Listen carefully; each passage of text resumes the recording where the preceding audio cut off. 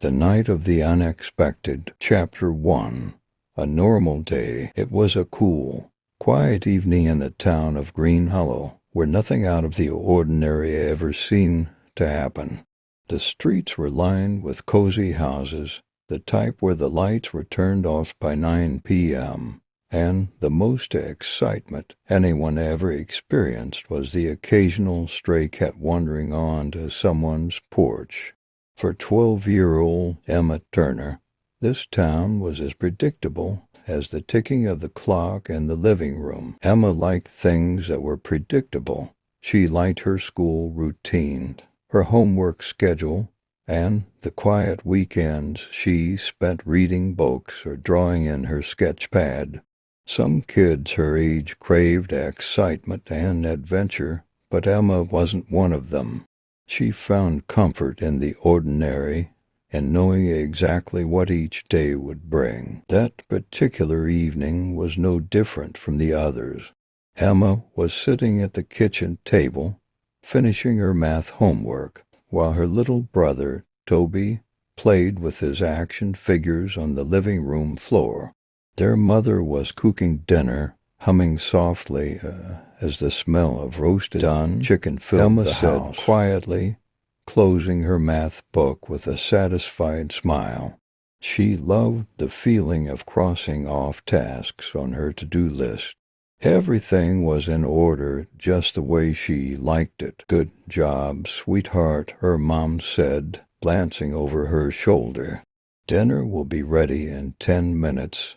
Why don't you help Toby clean up before we eat?" Emma nodded and walked into the living room, where Toby was busy smashing his action figures together in what seemed to be an epic battle between a superhero and a dinosaur. "Toby, come on," she said, bending down to pick up a few scattered toys. "Mom says dinner's almost ready." Superheroes and dinosaurs don't even belong in the same universe, Emma pointed out with a small smile. "Come on, let's clean up." Toby grumbled but reluctantly started gathering his toys. Emma had just finished stacking a pile of comic books on the shelf when something unusual happened. "Stay where you are, kids," their mom called from the kitchen.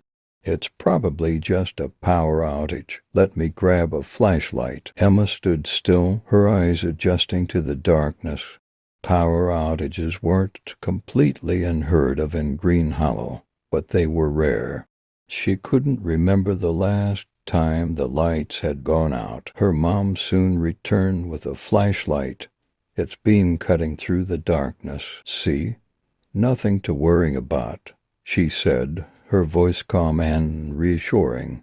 "The power will probably be back on in no time." But as the minutes passed and the house remained dark, something strange began to happen. Outside, the wind picked up, rustling the leaves of the trees in the yard. The sound was sharp, almost eerie, like the whisper of something unseen. Emma's heart began to race. She wasn't used to this feeling of uncertainty, of the unexpected creeping in. Then there was a knock at the door. Chapter 2. The Stranger. All three of them froze at the sound. A knock on the door at this hour, in the middle of a blackout. That never happened in Green Hollow. Emma watched as her mom approached the door, flashlight in hand.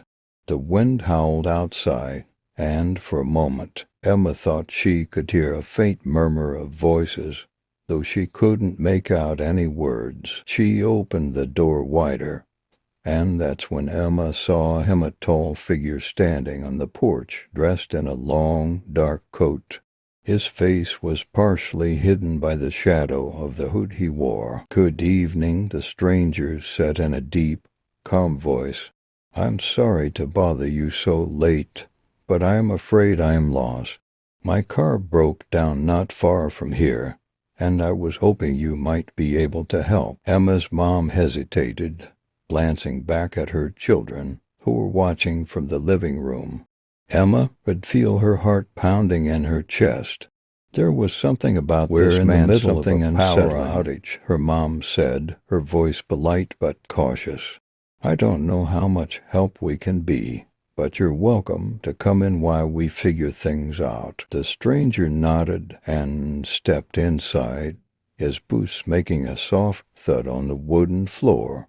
He stood in the entryway, his eyes scanning the room. Emma couldn't shake the feeling that there was something strange about him, something out of place. Thank you, the man said, pulling back his hood to reveal a sharp, angular face. His eyes were a piercing shade of blue, almost too bright, and his expression was unreadable. I'm afraid I don't have a cell phone with me, and the roads seem quite deserted tonight. The man nodded, but didn't seem particularly interested in the power coming back.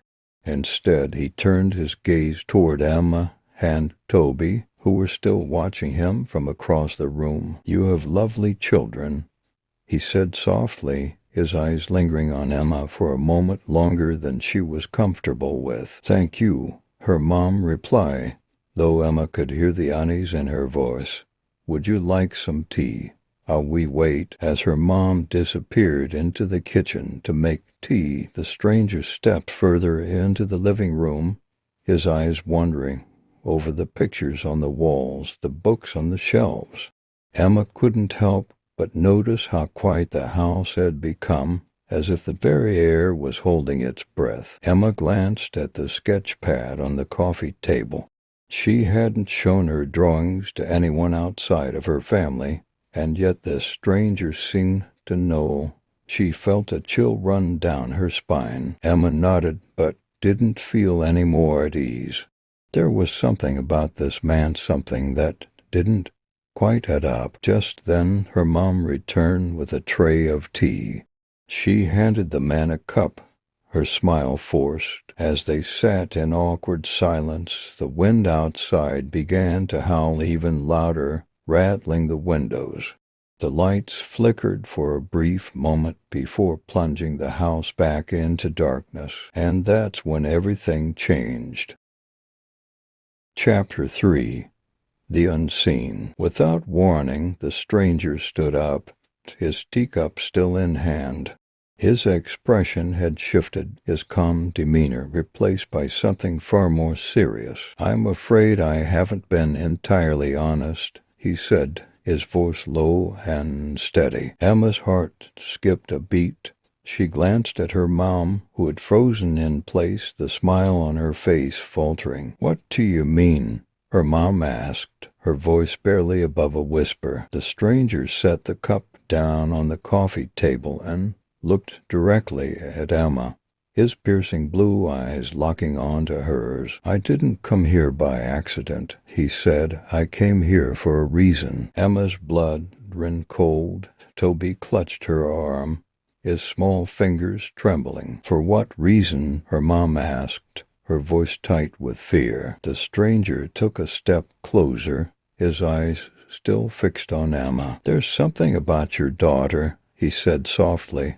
Something she doesn't even realize Emma's yet. Mind raced. But I do. What could he possibly mean? She was just an ordinary girl, living an ordinary life in an ordinary town. There was nothing special about her, nothing that would warrant this strange man's attention. I think you should leave, her mom said, her voice firmer now, though Emma could hear the fear trembling beneath it. The stranger didn't move. Instead, he reached into his coat and pulled out a small, ornate box. It was covered in strange symbols that seemed to shimmer in the dim light. Take this, he said, holding the box out to Emma. Emma stared at the box, her heart pounding. She didn't want to take it, but something about the way the man looked at her, something in his eyes, compelled her to reach out. Her fingers brushed the surface of the box, and in that moment, everything changed. The room seemed to tilt, the air around her thickening, and suddenly she wasn't in her living room anymore. She was standing in a vast, open field, the sky above her filled with swirling clouds of color. "What is this?" Emma whispered, her voice trembling.